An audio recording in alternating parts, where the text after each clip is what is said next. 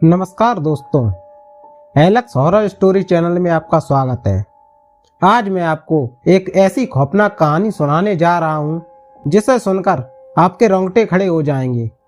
क्या आपने कभी सोचा है कि जब आप रात के अंधेरे में अकेले सफ़र कर रहे होते हैं तो क्या आप बाकी अकेले होते हैं?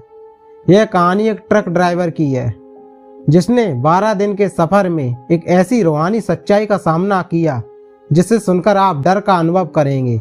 लेकिन ध्यान रहे, कमजोर दिल वाले ना सुने, क्योंकि यह कहानी आपको रात भर सोने नहीं देगी। तो तैयार हो जाइए एलेक्स हॉरर स्टोरी चैनल की आज की सबसे डरावनी कहानी के लिए।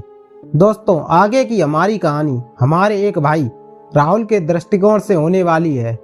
मैं एक ट्रक ड्राइवर हूँ। मुझे यह काम करते हुए 10 साल हो गए हैं।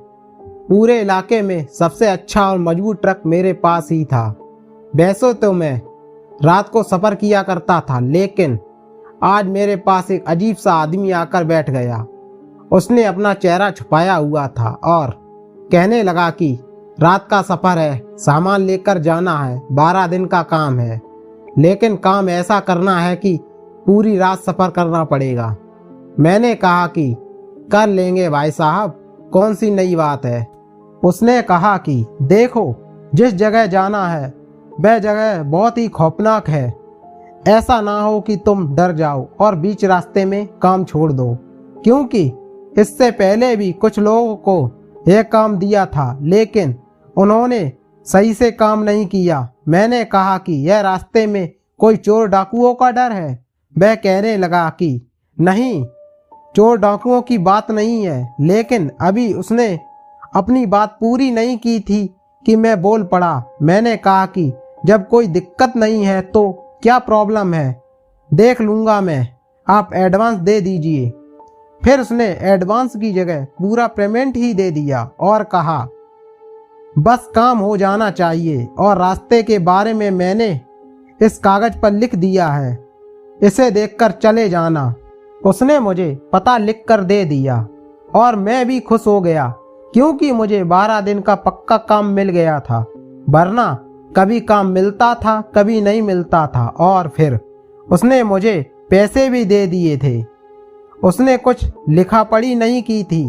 मैं पैसे लेकर भी जा सकता था, लेकिन मैं अपने काम के प्रति ईमानदार था। मुझे इस इलाके में काम करते हुए काफ़ी साल हो गए थे। गांव में मेरी एक माँ थी, छोटी बहनें थीं और मेरी मंगेतर भी थी, जिसके साथ मेरी सगाई हो गई थी और जल्द ही हमारी शादी भी होने वाली थी। इसलिए मुझे पैसों की ज़रूरत थी।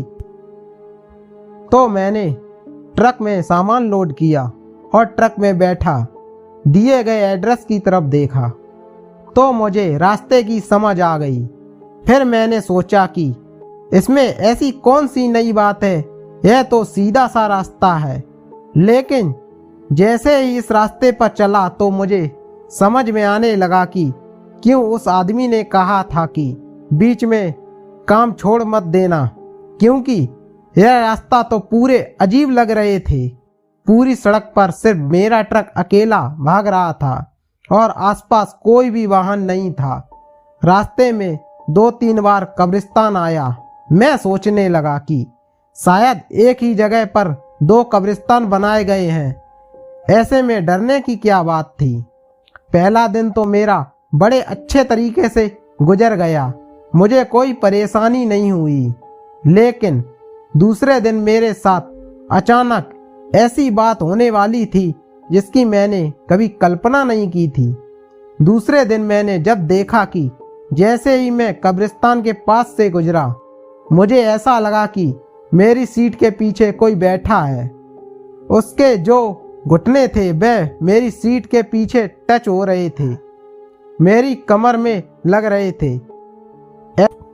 ऐसे घुटने तो औरत के ही हो सकते हैं, क्योंकि औरतों की टांगें लंबी होती हैं और उनके बैठने का तरीका भी ऐसा ही होता है।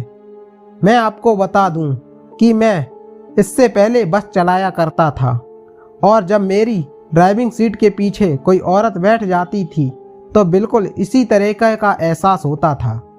लेकिन अभी तो मेरे पीछे कोई भी नहीं बैठा था। तभी मैंने अपनी सीट को थोड़ा पीछे किया तो अचानक से मेरा दिल बैठ गया।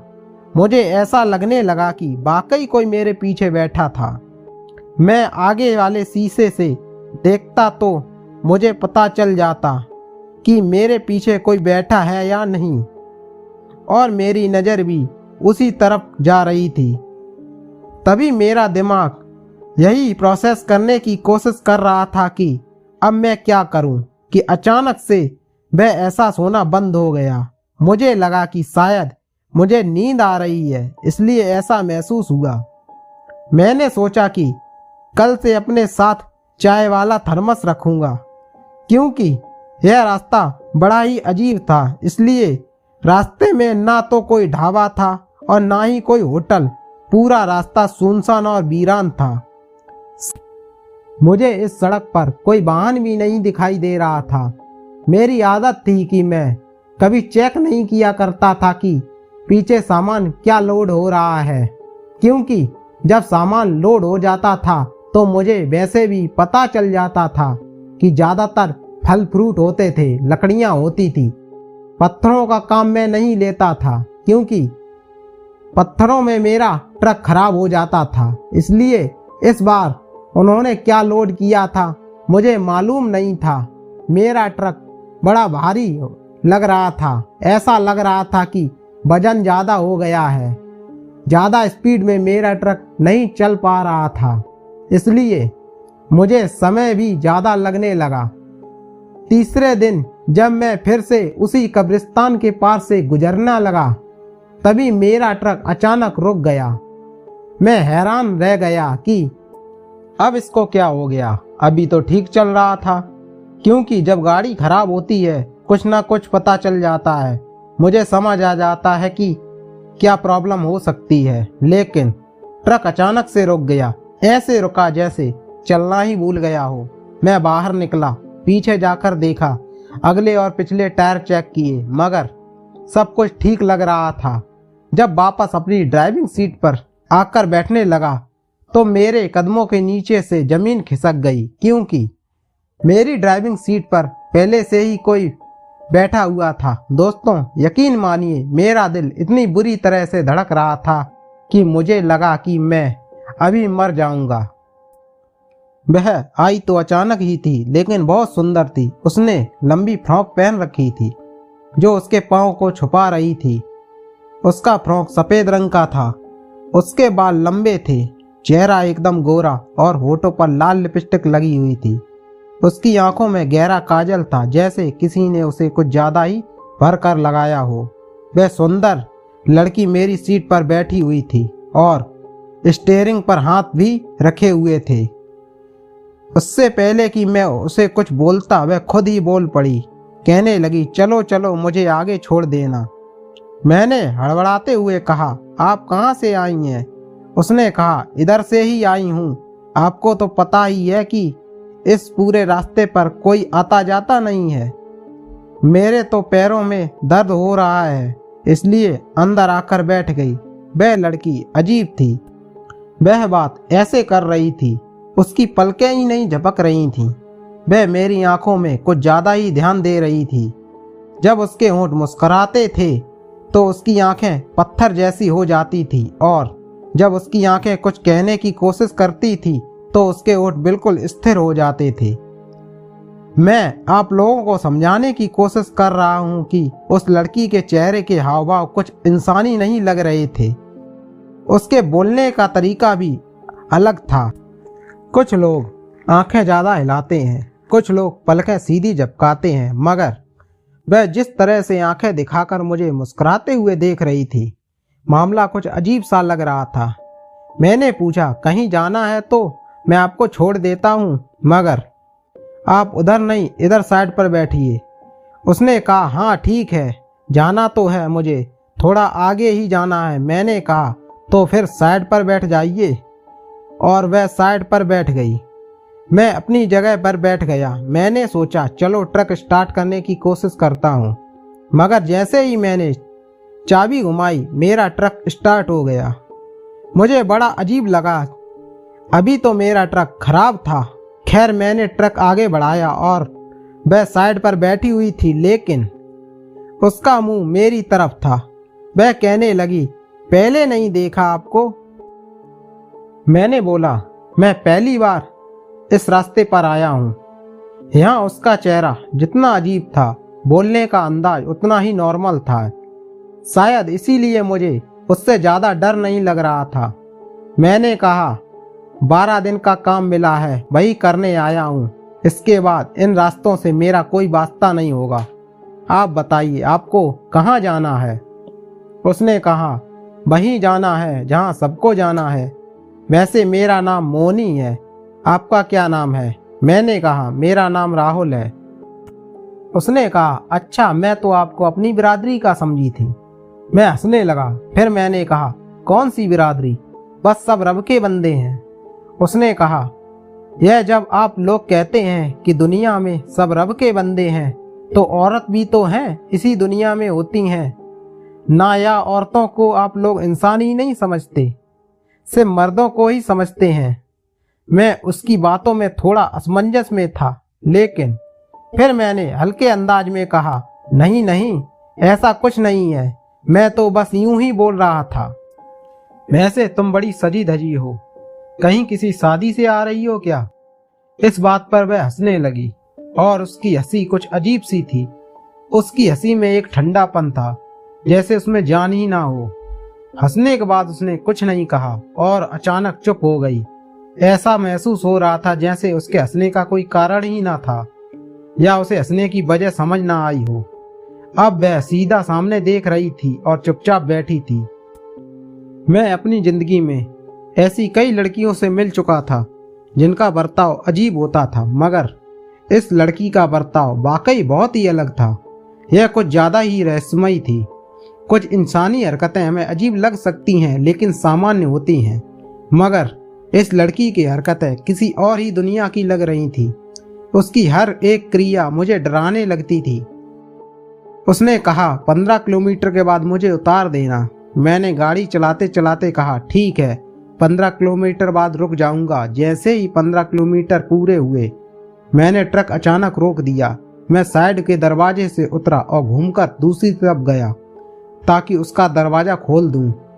उस तरफ का दरवाज़ा बाहर से ही खुलता था क्योंकि उसकी लॉकिंग खराब थी। मैंने दरवाज़ा खोला और कहा, लो जी, आपका हो गया 15 किलोमीटर।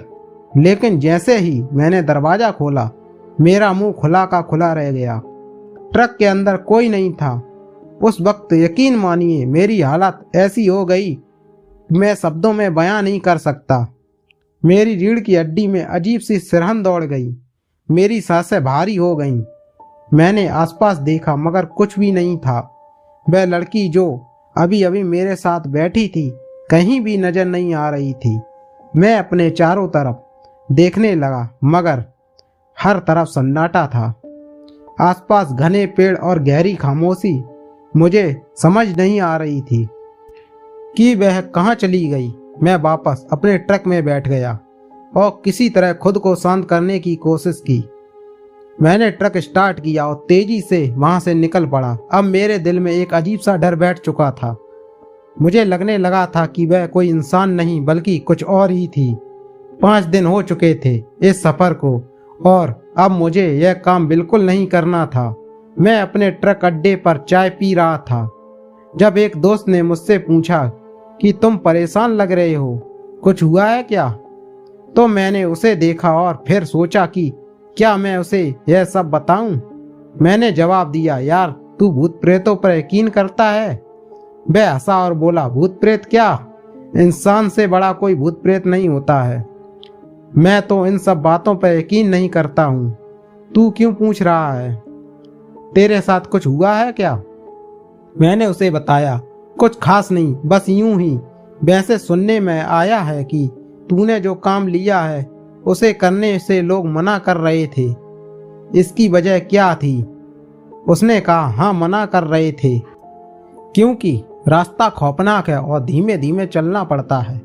लेकिन इसका मतलब यह नहीं है कि कोई भूत प्रेत है, ऐसा कोई मामला नहीं है। मैंने उसकी बात को अनसुना किया और सोचा कि आज रात में बिल्कुल भी नहीं रुकूंगा। सीधा चलता रहूंगा। अगर चलना जारी रहेगा तो शायद ऐसा कुछ दोबारा ना हो। वैसे भी हो सकता है कि जब मैंने दरवाजा खोला वह लड़की कूद कर चली गई हो, या शायद मैंने जागती आंखों से कोई सपना देखा हो। फिर मुझे याद आया कि उस आदमी ने मुझे जो पैसे दिए थे उसके पास मेरा नंबर था। मैंने सोचा उससे बात करूं, मगर वह आदमी फिर कभी नजर नहीं आया। मैं एक रात फिर उसी रास्ते पर जा रहा था।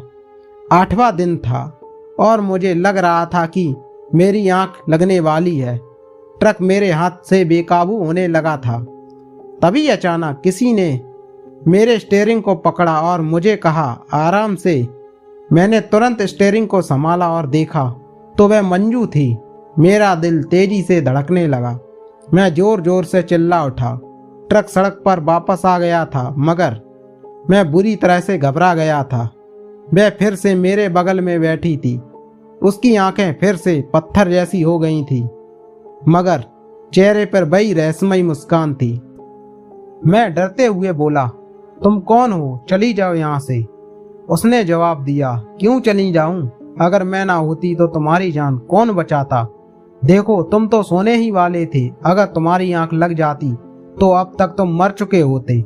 मैंने कांपते हुए कहा, तुम कोई इंसान नहीं हो, कोई लड़की नहीं हो। वह मुस्कुराई और कहा, तुम्हें मुझसे डरने की जरूरत नहीं है, मैं तुम्हारे साथ ही हूँ। अब मुझे 15 किलोमीटर के बाद छोड़ देना, जैसा तुम हर बार करते हो। मैंने घबराते हुए ट्रक चलाया। जैसे ही 15 किलोमीटर आए वह फिर से गायब हो गई। अब मुझे यकीन हो चुका था कि वह लड़की कोई इंसान नहीं। मेरे पास कोई रास्ता नहीं था। मैंने सोचा, इस काम को छोड़ दूं, उस आदमी से संपर्क करूं जिसने मुझे यह काम दिया था। मैंने उसके आदमियों से बात की, मगर उन्होंने सिर्फ इतना ही बताया कि उसे राजा कहते हैं और उसका कोई नंबर नहीं है। अब मेरे मन में अजीब ख्याल आने लगे थे। कौन था यह राजा? उसने मुझे यह काम क्यों दिया? उस लड़की के बारे में सोच ही रहा था, मेरा दिमाग चकराने लगा।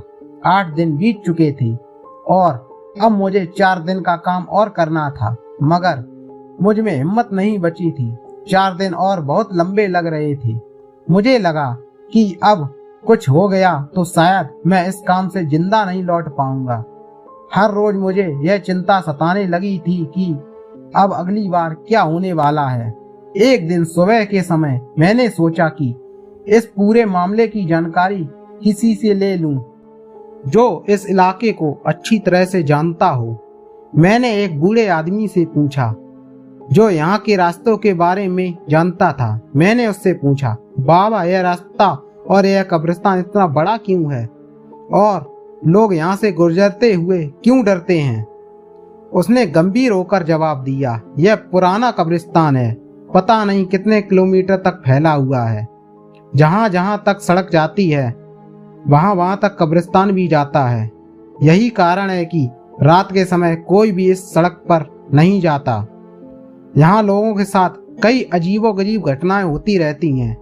किसी को जिन्न नजर आते हैं, किसी को चुड़ैल और किन लोगों को एक सुंदर लड़की भी दिखती है। यह सुनकर मेरे होश उड़ गए। मैंने पूछा, लड़की कैसी होती है? उसने कहा, वह लड़की सफेद कपड़े पहने होती है, उसकी आंखें बड़ी और बाल लंबे होते हैं। कई लोगों ने उसे देखा है। वह कहती है, मुझे थोड़ी दूर छोड़ दो, मगर जो उसे साथ ले जाता है वह वापस नहीं आता। मैं समझ गया था जिस लड़की को मैंने देखा है वह वही है। बूढ़ा आदमी उसी की बात कर रहा था। उसने बताया, वह बहुत ही खूबसूरत होती है, लेकिन उसके साथ जाना किसी की जिंदगी का आखिरी सफर साबित हो सकता है। और सुन लो, जो लोग उसे देखते हैं उनके साथ कुछ ना कुछ जरूर होता है। अब मेरी हालत और भी खराब हो गई थी। मैंने उनसे कहा, क्या तुम यह कहना चाहते हो कि यह लड़की किसी की रूह है? उसने मेरी तरफ गंभीरता से देखा और कहा, सुन बेटा, हर रास्ता जाने का नहीं होता। यह लड़की वह नहीं जो तुझे दिख रही है। या इस रास्ते पर बहुत सी आत्माएं भटक रही हैं और कुछ अपनी पीड़ा बांटने के लिए लोगों को रोकती हैं। कुछ भटकती रूहें अच्छी होती हैं तो कुछ खतरनाक। तूने अब तक का सफर सही सलामत कैसे पूरा कर लिया, यह तो बड़ी बात है। अगर तुझे कुछ नहीं हुआ तो अब भी वक्त है, यह काम छोड़ दे। हर रास्ते पर चलने की जरूरत नहीं होती। उसकी बातों ने मेरे दिमाग को झकझोर कर रख दिया था। अब मुझे सच में लगने लगा था कि यह रास्ता सिर्फ सामान पहुंचाने का नहीं है। मैंने सोचा, क्या यह वही लड़की थी जिसका मैंने सामना किया? क्या वह मुझसे कुछ चाहती है, या उसने मुझे अब तक जिंदा क्यों छोड़ रखा है? क्या यह मेरा आखिरी सफर होगा? अब हर दिन मुझे यह सवाल सताने लगा। जब से मैंने उस लड़की को अपनी गोद में बैठा पाया, मेरे शरीर में अजीब सी कमजोरी आ गई थी। मेरी टांगों में दर्द बना रहता था। रीढ़ की हड्डी में हर वक्त एक अजीब सी सिरहन होती थी।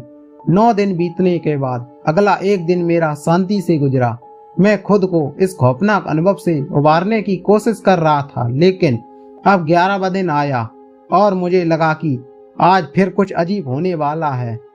उस दिन मेरे ट्रक के अंदर से अचानक से वही अजीब सी बदबू आने लगी, जिसे मैं पिछले कई दिनों से महसूस कर रहा था। मैंने तुरंत समझ लिया कि वह लड़की फिर से आने वाली है। मैंने खुद को तैयार किया। जैसे ही मैं उस रास्ते पर पहुंचा, मैंने अपनी आंखें बंद कर ली, मगर जब मैंने आंखें खोली, वह मेरे सामने बैठी थी। उसकी वही पत्थर जैसी आंखें, सफेद फ्रॉक और चेहरे पर वही रहस्यमयी मुस्कान। मैं बुरी तरह से कांप रहा था। मैंने हिम्मत जुटाई और कहा, तुम कौन हो? तुम मुझसे आखिर क्या चाहती हो? उसने शांत स्वर में कहा, मैं वही हूँ जो तुम्हारे साथ बार बार सफर कर रही है। मैंने तुम्हें बताया था कि मेरी शादी वाले दिन मुझे कुछ लोग यहाँ से उठाकर ले गए थे। मैंने कहा, लेकिन मैंने तुम्हारा क्या बिगाड़ा है? तुम मुझे क्यों परेशान कर रही हो? उसने गंभीरता से कहा, तुमने कुछ नहीं बिगाड़ा, लेकिन तुम्हारे जैसे लोगों ने मेरा सब कुछ बर्बाद कर दिया था। मेरी शादी थी, मैं बहुत खुश थी, मैंने यही कपड़े पहने थे, लेकिन कुछ लोग मुझे इसी रास्ते से ले गए और मेरे साथ बहुत बुरा किया। मेरी चीखें उस ट्रक की आवाज में दब गईं। अब मैं यहाँ आती हूँ कुछ लोगों को याद दिलाने के लिए कि मेरे साथ क्या हुआ था। मैं बस यही चाहती हूँ कि लोग यह समझे कि मेरे साथ जो हुआ वह अन्याय था। मैं बुरी तरह से डर चुका था। मैंने कहा, देखो, मैं बुरा आदमी नहीं हूँ। मेरी भी घर बहनें हैं, मेरी भी शादी होने वाली है, मुझे छोड़ दो। उसने फिर मुस्कुराते हुए कहा, अरे तुम तो वैसे भी बच गए हो, तुम्हें मुझसे डरने की जरूरत नहीं है। मैंने तुम्हें कोई नुकसान नहीं पहुंचाया है। तुम तो 11 दिन से सही सलामत हो। क्या तुमने सोचा है कि क्यों? उसकी बात सुनकर मेरे हाथ पांव ठंडे पड़ गए। मैं समझ नहीं पा रहा था कि यह सब क्या हो रहा है। उसने कहा, तुम अच्छे इंसान हो। मैंने तुम्हें इसलिए कुछ नहीं कहा क्योंकि तुम अलग हो। बाकी सब मुझसे डर गए और उन्हें मैंने अपनी दुनिया में खींच लिया, मगर तुम कुछ और ही हो। मैंने अपनी आंखें बंद कर लीं और भगवान से प्रार्थना की कि वह यहाँ से चली जाए। जब मैंने अपनी आंखें खोली, वह वहाँ नहीं थी। अगले दिन मैंने सोचा, अब एक ही दिन बचा है और फिर मैं इस काम को हमेशा के लिए छोड़ दूंगा। मैंने आखिरी दिन का काम किया और फिर वापस अपने गांव लौट आया।